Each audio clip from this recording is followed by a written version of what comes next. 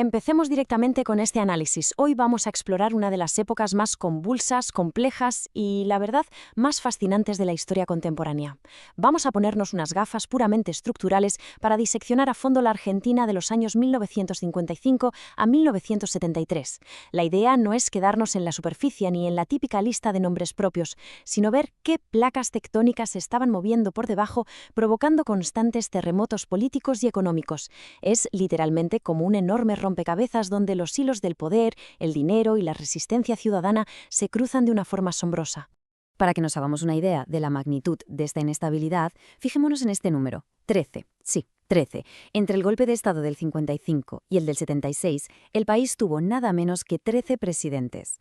Para ponerlo en perspectiva, según la Constitución de la época, en ese mismo lapso solo deberían haber pasado por allí unos 4 mandatarios. Es una auténtica locura institucional, ¿verdad? ¿Cómo es posible que una nación entera viva en ese nivel de caos? Pues esa es exactamente la incógnita que vamos a resolver hoy. Detrás de esta cifra tan impactante se esconde una crisis profunda, un juego de fuerzas donde, sencillamente, nadie lograba hacerse con el control. Bueno, vamos al lío. Esta es nuestra hoja de ruta para intentar diagnosticar este caos. Primero, veremos qué es esto del empate hegemónico. Segundo, quiénes eran los 3 actores compitiendo. Tercero, analizaremos el primer intento monopolista. Cuarto, pasaremos a la gran ofensiva autoritaria. Quinto, nos detendremos en el mítico Cordobazo y la resistencia. Y sexto, veremos cómo se llega a un nuevo empate negociado. Punto número 1. ¿Qué es exactamente el empate hegemónico? A ver, para hablar de un empate, primero tenemos que entender de qué va el juego. Y el objetivo final del juego es lograr la hegemonía. Tal y como lo explicaba el teórico Antonio Gramsci, la hegemonía no es simplemente tener el garrote más grande y usar la fuerza bruta, para nada. Es una relación social donde un grupo consigue que su visión del mundo, sus reglas, su economía, sean aceptadas por el resto. Es ganar por consenso, no por coerción. Es ese momento en el que una clase domina en lo económico, pero también dirige en lo político, creando un orden que la sociedad acepta casi de manera natural. Y aquí es donde la cosa se pone interesante. El sociólogo Juan Carlos Portantiero coge esta idea y la adapta para diagnosticar a su propio país. Él nos habla del empate hegemónico. Imaginemos el clásico juego de tirar de la cuerda, pero llevado al extremo. Ningún grupo tiene la fuerza ni el apoyo suficiente para imponer su proyecto a largo plazo. Pero, y aquí está el truco, todos tienen la fuerza suficiente para ponerle la zancadilla y bloquear al adversario. Nadie gana la partida, pero todos pueden vetar al otro. Es una parálisis crónica, un atasco monumental. Pasamos al segundo bloque, los 3 actores en competencia.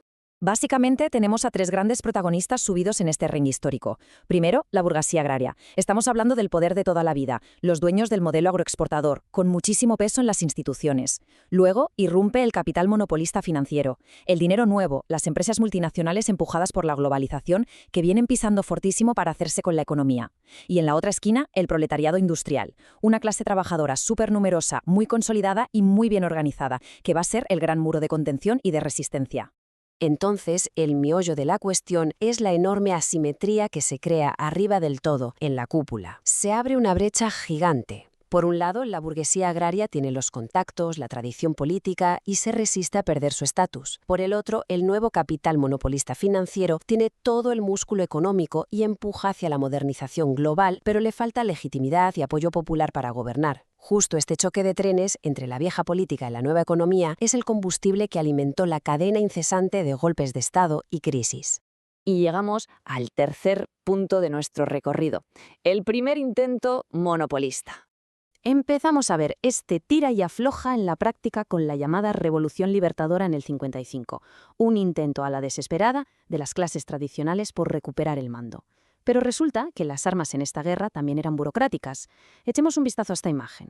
Es un boletín oficial publicando decretos que literalmente prohibían nombrar y proscribían todo lo relacionado con el peronismo. Intentaron borrar de un plumazo a todo un movimiento político y social de la faz de la tierra. Querían limpiar el tablero para imponer su orden, pero el tiro les salió por la culata, porque solo consiguieron crear un vacío inmenso de representación. Fijaos en esta cita del economista Rudolf Hilferding, porque resume a la perfección lo que vino justo después: el interés del capital por el fortalecimiento del Estado. En las elecciones restringidas del 58, gana Arturo Frondizi. Su gobierno desarrollista es el primer gran experimento de este capital monopolista para intentar tomar los mandos del Estado. Necesitaban un Estado fuerte que les hiciera el trabajo sucio y pusiera la economía a su favor. De pronto entran fábricas multinacionales, coches, grandes inversiones, y los tecnócratas empiezan a quitarle las sillas en los ministerios a la vieja clase política. Pero claro, cuando intentas cambiar toda una estructura productiva desde arriba, chocas de frente con la realidad de los que están abajo. Y aquí es donde vemos actuar al tercer actor, el proletariado. El plan Larkin fue un intento de modernizar impuesto desde fuera, que pretendía despedir a unos 70.000 trabajadores y desmantelar vías de tren. La respuesta fue brutal. Una huelga ferroviaria de 42 días paralizó por completo al país. Esto demuestra cómo la clase obrera tenía ese tremendo poder de veto o bloqueo del que hablábamos antes. Literalmente forzaron al gobierno a militarizar el conflicto porque no tenían forma de imponer sus planes. Pasamos al cuarto punto, la gran ofensiva autoritaria. Llegamos a 1966. El capital monopolista financiero y las Fuerzas Armadas se dan cuenta de una cosa. Jugando a la democracia, aunque fuera una democracia con las cartas marcadas y proscripciones, no iban a conseguir el consenso que necesitaban. Así que pegan un puñetazo en la mesa. Este nuevo golpe de Estado liderado por Onganía no fue una transición más. Cerraron el Congreso, intervinieron las universidades, clausuraron los partidos y anularon los derechos laborales. Pasaron al autoritarismo puro y duro para imponer a la fuerza la famosa racionalización de la economía que nadie les estaba comprando en las urnas. Y por supuesto, esta supuesta eficiencia económica trajo consigo una factura humana devastadora. Echemos un vistazo a esto porque ilustra perfectamente el coste real. Es la ocupación del ingenio Bellavista, en la provincia de Tucumán. La dictadura decidió que esta industria no era eficiente y provocó el cierre de 11 de los 27 ingenios de la zona. Fue un desastre absoluto. Hablamos de unas 50.000 personas que se quedaron literalmente en la calle y más de 200.000 que tuvieron que hacer las maletas y emigrar de la provincia para poder sobrevivir. Como es de imaginar, la sociedad se estaba convirtiendo en una olla a presión. Sección 5. El cordobazo y la resistencia. Y como toda olla a presión, acabó estallando. Resulta que esta ofensiva tan brutal unió a todo el mundo en su contra. En mayo de 1969 llegamos a un punto de no retorno, el histórico cordobazo. Tras muchísimos ajustes y congelación de salarios, pasó algo inédito. Trabajadores y estudiantes universitarios se unieron, tomaron las calles de Córdoba y desbordaron por completo a las fuerzas policiales, hasta el punto de que el ejército tuvo que intervenir. Y ojo, que no fue un caso aislado. Fue la mecha que encendió levantamientos por todo el país, como el Viborazo en el 71. Quedó clarísimo que el proyecto de instalar una dictadura corporativa eterna hacía aguas por todas partes frente a la movilización masiva. Llegamos a la sexta y última sección. Un nuevo empate negociado. El proyecto autoritario estaba herido de muerte. La única salida para las clases dominantes en ese momento era hacer un movimiento de retirada estratégica, ceder algo de poder para no perderlo absolutamente todo. Se inventaron esto que vemos aquí, el Gran Acuerdo Nacional, o GAN. Básicamente era un intento a la desesperada por reconstruir el Estado. Tuvieron que tragar saliva, rehabilitar a los partidos políticos, levantar la proscripción y finalmente permitir que Perón pudiera volver en el 73. Era un reinicio del sistema forzado por las circunstancias, buscando frenar la lucha de clases y establecer, adivinadlo, sí, un nuevo empate institucional. Para cerrar este recorrido, dejemos una gran reflexión en el aire.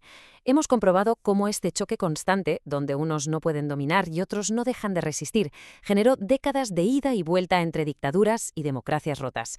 Pero si lo pensamos bien, los problemas de fondo, esa falta de divisas, las peleas por el modelo económico, los diferentes bloques tirando de la cuerda, suenan tremendamente actuales, ¿verdad? Así que la gran pregunta es, ¿se ha detenido alguna vez este péndulo? ¿O, en el fondo, ese empate hegemónico sigue marcando el ritmo de la política y la economía incluso a día de hoy? Desde luego, es para pensarlo. Muchísimas gracias por acompañarnos en este análisis.